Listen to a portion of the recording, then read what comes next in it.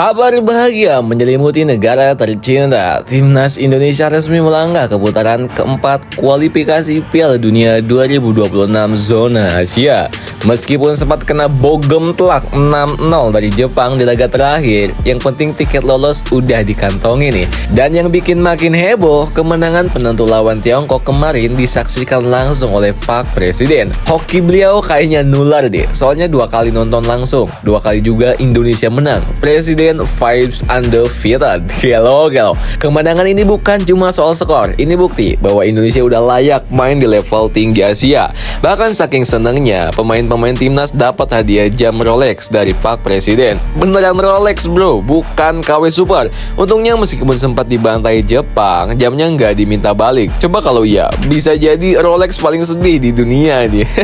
Meskipun peluang lolos langsung ke Piala Dunia udah kandas, masih ada satu jalur lagi, yaitu putaran keempat. Formatnya home tournament dan single round robin. Semua pertandingan digelar di satu negara dan tiap tim ketemu sekali doang. Belum jelas siapa tuan rumahnya, tapi gosipnya sih antara Qatar dan Arab Saudi sih. Jadi siap-siap mental dan tabungan deh, tiket pesawat ke sana bukan main harganya soalnya. Total ada 6 tim yang ikut putaran keempat ini. Posisi 3 dan 4 dari masing-masing grup di putaran sebelumnya. Mereka bakal dibagi ke 2 grup. Hanya juara grup yang langsung lolos ke Piala Dunia. Runner up grup masih harus jalan jauh ke putaran kelima.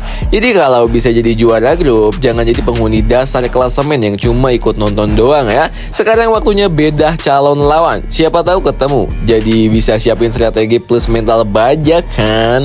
Pertama, Qatar deh. Tuan rumah Piala Dunia 2022 ini udah ganti pelatih. Sekarang ditangani oleh Julen Lopetegui, ex pelatih Real Madrid yang dulu sempat heboh karena dipecat sebelum Piala Dunia 2018.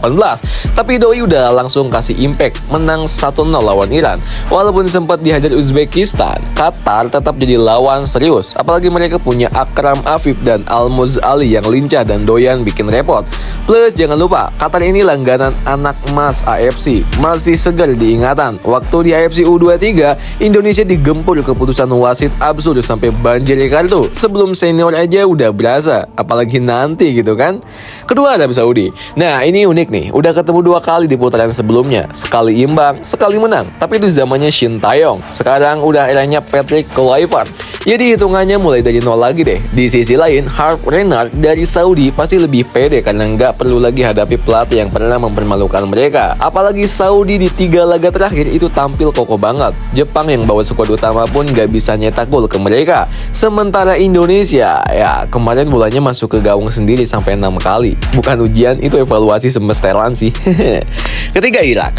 Tim yang rasanya udah langganan banget nih jadi lawan. Dari level senior sampai U23 selalu bikin pusing. Kabar baiknya, pelatih mereka yang sering jadi batu sandungan Indonesia, Jesus Casas, udah angkat koper nih. Diganti Graham Arnold, mantan pelatih Australia. Uniknya, Arnold ini pernah ditahan imbang Indonesia waktu masih latih Socceroos. Tapi perlu dicatat, itu zamannya STY juga bro. Sekarang eranya Kluivert yang pegang kendali. Jadi polanya pasti beda sih. Optimis boleh, tapi tetap realistis ya. Kalau ketemu Irak, semoga yang dipetik bukan lagi pelajaran pahit deh. Keempat, ada Uni Emirat Arab atau UEA. Ini tim yang kekuatan utamanya ada di deretan pemain naturalisasi. Nama-namanya udah kayak All-Star, Caio Canedo, Lucas Pimenta, Fabio Lima. Meskipun nggak semewah Qatar, mereka justru finish di atas Qatar grup sebelumnya. Sekarang dilatih pelatih Rumania, Cosmin Olario. Bukan nama yang sering manggung di headline, tapi tetap berbahaya kok. Rekor Indonesia lawan UEA itu juga nggak terlalu cantik. Terakhir ketemu 2021 di babat 5-0. Tapi itu juga eranya STY. Sekarang era baru, pelatih baru, semangat baru. Siapa tahu hasilnya juga baru kan gitu. Dan terakhir ada Oman. Tim ini satu pot sama Indonesia, jadi gak mungkin satu grup di putaran keempat. Tapi worth mention sih, mereka mainnya rapi, disiplin, dan sering bikin kejutan. Kalau nanti harus ketemu di fase berikutnya, ini kudu ekstra hati-hati sih. Kesimpulannya, jalan ke Piala Dunia itu panjang dan gak ramah mental. Tapi Garuda udah terbang sejauh ini, masa iya mau mendarat darurat gitu? Di era Patrick Kluivert, ini Indonesia punya potensi untuk bersaing lebih kuat. Pemain-pemain muda yang makin matang, kombinasi lokal dan dan diaspora yang udah mulai nyatu dan supporter yang selalu siap mengguncang stadion adalah modal utama. Masih ada waktu buat benahin pertahanan yang kemarin bocor, serta bikin lini serang lebih galak. Gak cukup cuma semangat dan euforia, harus ada pola, strategi, dan eksekusi. Rolex udah dapat, tinggal buktiin layak atau enggak buat dapet tiket Piala Dunia beneran. So, dari semua calon lawan, mending satu grup sama siapa nih yang gampang biar peluangnya gede gitu, atau yang berat biar pembuktiannya totalitas banget. Yang jelas pantang turun guys, mimpi ke Piala Dunia masih di depan mata, tinggal dijemput, bukan ditatap dari jauh ya guys. Gimana menurut kalian nih guys? Tulis pendapatnya di kolom komentar.